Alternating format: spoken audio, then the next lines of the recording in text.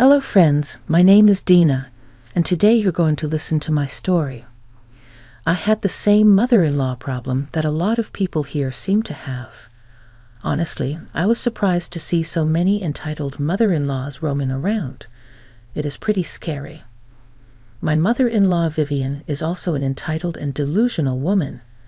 I realized that as soon as I married my husband Carter. Vivian wasn't dependent on us, but she did have a tendency to assume ownership of everything around her. She even calls our stuff hers if she lays her hand on it. This behavior stemmed from the fact that she was a super greedy woman and liked to have a luxurious life. Unfortunately for her, she never had the money for it. For the most part, Vivian and I managed to avoid conflicts, mostly because I kept my mouth shut. But once a big incident escalated and changed the way I dealt with her. You see, at that time, I had recently gotten a vintage car in my possession. It was my grandfather's car that was left to me in his will after he passed away. Back then, that car was super important to me, and I was glad to have it with me. But to my mother-in-law, it was just another thing that needed to be sold and the money shared with her. Carter and I had avoided telling her about the car because we knew she would say something ridiculous like, "Sell the car and give me money." And Vivian didn't disappoint at all. Vivian was staying with us for a couple of days because her house was under emergency renovation, totally her fault, but that story is for some other day. So Vivian moves into our home and immediately refers to it as hers. It was annoying, but I ignored her like I always do. Now, the real problem occurred when she checked out the garage and found my vintage car there. She was immediately back in the house and said, "Why is there a vintage car in your garage?" "Oh, that's my car, actually. I recently got it from my grandfather, who just passed away. So you can say it was my inheritance." "That is a freaking expensive car. I Googled it, and it says that the price is around $100,000. That is a lot of money. I hope you're not thinking about keeping it." Of course I'm keeping it. It was my late grandfather's car and has a lot of sentimental value attached to it. There is no way I'm selling it. You are absolutely insane. Listen to me, Dana. Think about what I said. You can sell the car and do so much with the money. You're being selfish by keeping the car and not selling it. We, as your family, deserve to enjoy your inheritance as well. Vivian's words were downright delusional. First of all, what I did with my private property wasn't her business. Secondly, I wasn't obligated to share my assets with her. What the hell was wrong with her? I really didn't know how to respond to her, so I left her be and hoped that she wouldn't bring up this topic again. Well, I was wrong. She was super persistent and kept bringing it up. That night, when we were quietly enjoying our dinner, Vivian brought up the topic of selling my car again. She suddenly said, "So, have you thought about what I said? Did you make the decision to sell your car?" "For the last freaking time, Vivian, I'm not selling my car. That is just not possible. This is completely unacceptable. Dina, you cannot simply have a car that costs so much. You are not a millionaire. Your Honda is good enough for you. You need to think about your family and sell the car and split the money. That way, everyone will get to enjoy it. You cannot dictate what I do with my car, Vivian. That is totally up to me. I don't mind having the car sit in my garage. It is a sentimental car, and I always wanted to inherit it. I am not selling it to anyone. Carter, you need to tell your wife that she should sell the car. She can't just have an expensive car sitting around when we can have the money." Vivian had expected Carter to take her side. I can see why she would think that. Carter had a hard time saying no to her or setting proper boundaries. But he had been learning and getting better. So imagine Vivian's shock when Carter said, "Mom, it is her car, so she will decide what to do with it." You already hurt her. The car has a lot of sentimental value. If she doesn't want to sell it, we are no one to force her. But Carter, it's just so much money. Even if it is a lot of money, that money is all hers. We don't get to decide what she wants to do with it. Let her be, Mom. You were being too invasive. You shouldn't comment on things that we privately own. Vivian looked pretty deflated by her son's words. Like I said, she had expected him to listen to her and take her side. When he didn't do that, she knew that all hope was gone. She didn't stop trying, though. She always made small comments about the car and how it would be so nice to have $100,000 in cash. It was getting downright annoying, but I was ignoring it. Apparently, I should have done better because she managed to steal and sell my car from right under my nose. One morning when I was about to leave for work, I saw that my vintage car was missing. I was in the garage and was going to drive my Honda to work. But when I opened the garage, I saw that my car was nowhere in sight. I panicked and started to think the worst. The garage was open, but didn't look like it had been broken into. Carter's car wasn't in its place because he had left for work way before me. So there was no way he had taken the car either. Someone must have stolen it. I immediately called work and took a day off to figure out what was going on. That car was precious to me, and I couldn't rest until it was back in its place. I frantically called Carter just to make sure. He didn't know anything about the missing car. Carter, did you take my car by any chance? It's not in the garage. What? No. I took my Mustang. What do you mean it's not in the garage? I saw it right there before I left. I don't know, Carter. It's not in the garage anymore. I discovered it missing when I opened the garage to take my Honda to work. I'm freaking out. Carter, calm down. Dina, we will find out where the car is. You need to go check our security cameras and see who took it. You can call the cops as soon as you find something. I wish I could help, but I'll be in an important meeting in a few minutes. Still, you can call me if needed.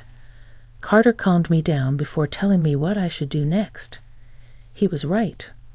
I needed to check the security cameras first. I opened the app on my phone and pulled up the videos of that morning. There, I found something really strange and disturbing. I saw that it was my freaking mother-in-law who had taken the car. Even after I told her hundreds of times not to touch the damn car, she didn't listen. I was extremely pissed. I called her and recorded the conversation. Vivian, where the hell are you? Why did you take my car? I'll relax now, will you? I just took it out for a short ride. No, you need to come back right now. I need my car back. I didn't give you permission to use it. It was sitting in your garage, Dana. Since you don't want to sell it, I might as well make good use of it. Now stop calling me. I'll come back home when I come home. I was fuming at Vivian, to be honest. I'd almost called the cops on her. I was that furious. But I decided to give her a chance. She was my mother-in-law, after all. If she returned my car without any damage, I would just make her face some consequences and make sure this didn't happen again. In that case, I would not need the cops to get involved. I really didn't want to waste their time for nothing. But when Vivian didn't return for a while, I was starting to change my mind. What I didn't know was that things were about to get much worse. After an hour, I heard Vivian come in through the door. I was surprised to see that she hadn't come back with my car. I immediately knew that something was wrong. What was more worrying was the fact that she had brought several shopping bags with her. They were all luxury brands that she definitely couldn't afford. I ran up to her to confront her and ask her what the hell was going on. I angrily stopped her and said, "What the hell, Vivian? Where is my car?" "It's sitting in your driveway." "I'm talking about my vintage car, Vivian. Where is it? What did you do?" "Oh, you mean your vintage car? Well, I guess you can say goodbye to your $100,000 car. Oops, too late. It's already gone. What do you mean it's too late? You need to be more clear, Vivian. I'm running out of patience. I did what you should have done a long time ago. I sold your car. Vivian said that very nonchalantly. She literally had no remorse. In fact, she looked very pleased with herself when she said that. My anxiety had now converted into pure rage. I couldn't believe what Vivian was saying. She just said that she sold my freaking vintage car. I tried not to yell at her, but it was difficult since I was close to exploding. I said, "You sold my car? Are you serious right now?" "Yes, I'm very serious, Dana. I sold your car today itself. It did bring in some good money. How do you think I paid for all that stuff? Let me just recount everything to see if I got it right. You stole my car, and instead of returning it safely to my garage, you sold it for cash." "Yes, that's exactly what I did." "Why do you look so surprised, Dana? I told you that you need to sell the car. Having such an expensive car sitting in the garage is a waste of money." "Are you freaking insane, Vivian? Who gave you the right to steal my property and sell it for your own benefit? You're getting ahead of yourself, Dinah. I do plan on using the money for family stuff too. I've just booked plane tickets to Alaska. We will have a nice time at a ski resort that I always wanted to go to. See, I'm not the only one who'll be enjoying the money. If you behave, I might give you some of the money so that you can buy something for yourself." Vivian was just making my blood boil. I was so freaking close to losing it. Some part of my brain refused to believe what Vivian was saying. It was difficult to comprehend someone being so damn entitled that they would sell something that isn't theirs. But with my mother-in-law, everything was possible. Despite everything, I decided to give her one more chance. "Listen to me, Vivian. You will take your car, drive to the place where you sold my car, and bring it back to me right now. I will say this only once. Take this as your last chance not to mess up your life." "Are you threatening me, Dana?" "Well, that's not going to work. The car is sold, and I already spent some of the money. Besides, I didn't sell it just so you can demand to bring it back. So you are saying that you won't bring my car back? I gave you a chance to reverse your stupidity, and you won't take it. Is that right? God, you're slow, Dina. There's no way I am bringing your car back. Like I said, it's long gone now. You can go drive your Honda for all I care." "All right then, don't say that I didn't give you a chance." Vivian didn't even bother to hear the last part. She simply took her shopping bags and went to her room. My mind was spinning at the freaking audacity of this insane woman. But I knew that yelling at her would work. I needed to act fast if I wanted to get my car back. So I did what any sane person would do. I called the cops and told them what happened. The cops were at my house in 15 minutes. By that time, I went and fetched the papers that said that the car belonged to me. I welcomed the cops inside and showed them all the proof. I also showed them the security footage of my mother-in-law driving away with my car and not returning it. They saw it all and decided to call Vivian. She came downstairs looking annoyed, but froze when she saw the cops waiting. She then sweetly said, "Good afternoon, officers. What brings you to my home? Is my daughter-in-law in some sort of trouble?" "Mom, your daughter-in-law is pressing charges against you for stealing and selling her car illegally." "Oh no, there must be some mistake, officers. As you can see, her car is sitting right in the garage. She's just being mean by calling you here, Mom. This is not about the Honda you're pointing at. We're talking about the vintage car that you sold today. There is no vintage car in my house, officers.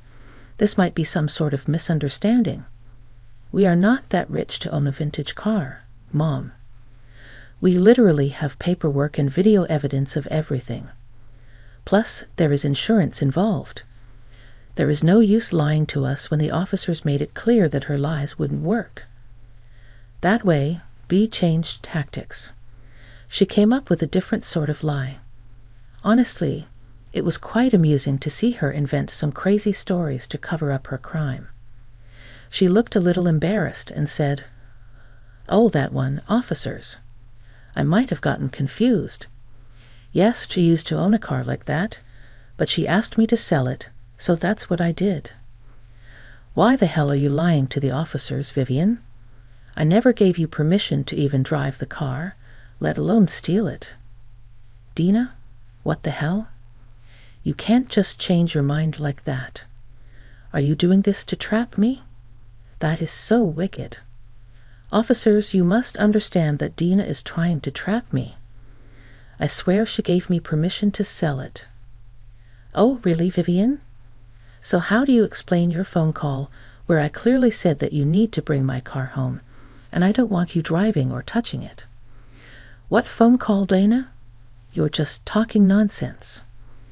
I simply pulled out my phone and played the call recording where I was telling Vivian to come home and leave my car alone. It also had proof that I didn't give her permission to use the car, and I wanted the car home, not sold off to some illegal business. The officers listened to the voice recording and were very annoyed. They gave Vivian the most "don't mess with us" look and said, "Are you going to come up with more lies, or is that it?" "Well, I can explain. Just hear me out." "You don't need to do that anymore, Mom. You can talk at the police station now. You're under arrest for the theft of your daughter-in-law's car." Now Vivian looks really afraid. She was gulping hard and started to have tears in her eyes. She tried to come up with more lies, but the officers cuffed her without listening. She should have shut up, but her anxiety didn't let her. Instead, she decided to ask me for help. Yes, she literally changed her demeanor within a few minutes. She went from being confident to a scared animal begging for help. She turned to me and said, "Dina, you can't let this happen. You can't make your own mother-in-law get arrested. Think of what people will say." "I don't care what people will say, Vivian. You committed a crime and need to be arrested, and I will do anything to get my car back." "It's just a car, Dina. There's no reason to get me arrested for that. We can talk and work this out. Trust me, you don't want your mother-in-law getting arrested. We're family. You sure didn't care about my family when you sold my car. You literally sold a piece of my family's history. You don't get to play the family card." Now Vivian was already in tears and kept begging me to let it go. She was delusional, and she thought that I was going to let her get away with her horrendous behavior. She tried pleading with me up until she was taken to the cop car. But before she got in, she shouted at me, "This is not the end, Dana. I will get my son involved. He will put you back in your place." "Well, good luck with that, Vivian. I'm sure your son will do what is right. You worry about getting out of jail." I said goodbye to my car, but you will say hello to a lawsuit. You will get nothing. My son will protect me. He will come to rescue me and kick you out of the house. Well, her son did go to the police station, but not to rescue her. When Carter called me and asked what was going on, I told him to meet me at the police station.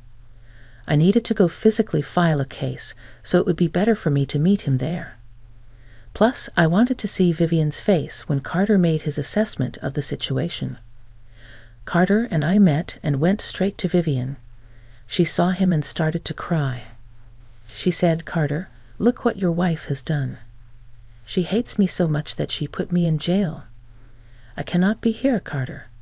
You need to do something." "Dina, what's going on?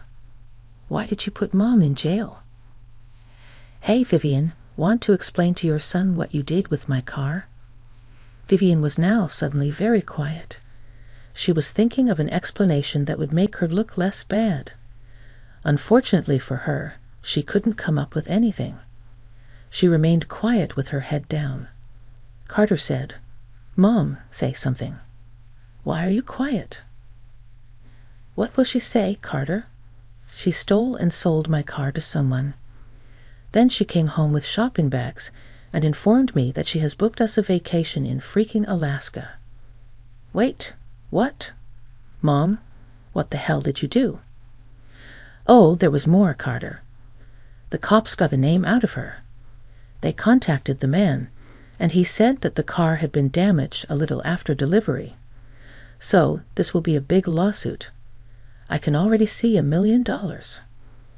Oh my God, Mom, what have you done? I told you to stay the hell away from Denna's car. Why can't you just listen for once? Carter never talked to his mother in this tone. Vivian was surprised and did not at all like this. She was now crying and trying to make him feel bad for her. But I knew that Carter wouldn't save her this time. He knew where to draw the line. Vivian still tried and said, Son, you need to get me out of here. I can't be in this place. You have to convince Dina to drop the case. I cannot afford the lawsuit, you know that. Why the hell would I do that, Mom? You are the one who committed a crime by doing something so utterly stupid. Carter, if you don't help me, my life will be ruined. I'll be broke and still need to serve in jail. You should have thought about that before committing a crime. I will support Dina and what she is doing. This time you have taken things too far. I cannot forgive this, Mom. You are on your own. Vivian kept begging us to help and change her mind. Yes, she went back to begging me for forgiveness as well. Not that I was going to listen to her. Carter was extremely pissed and decided to leave the police station with me. He was really apologetic about his mom's actions and said that he would never forgive her for this. He actually encouraged me to pursue my case and get my car back. I did eventually get my car back. It took a while. The car was in a small accident with the buyer and got badly dented. With vintage cars, repair costs can skyrocket. All these, along with lawyer fees and all, Vivian did end up paying $1 million for the lawsuit. She was forced to sell her own childhood home and take on debts as well. It was a horrible situation for her, but she didn't have our sympathy. Carter made it clear to her that we didn't want her around anymore. He also said that she better not expect to hear from us for a long time. That got her crying and throwing a tantrum again. Word of her arrest and the lawsuit spread like wildfire. Her friends dropped her because they didn't want to associate with criminals. Her family was also extremely pissed with her because who the hell sells stuff that they stole from others? I was truly glad to see that the rest of the family had sane people. Anyway, we're still in no contact with Vivian, and the lawsuit has been settled. I got back my car and had a very experienced mechanic work on it. It was all paid for by my dear mother-in-law, of course. The mechanic was so good that you wouldn't even know that it was damaged. So I got my new car, while Vivian lost her own house and is now living in a rented apartment, alone and desperate for company.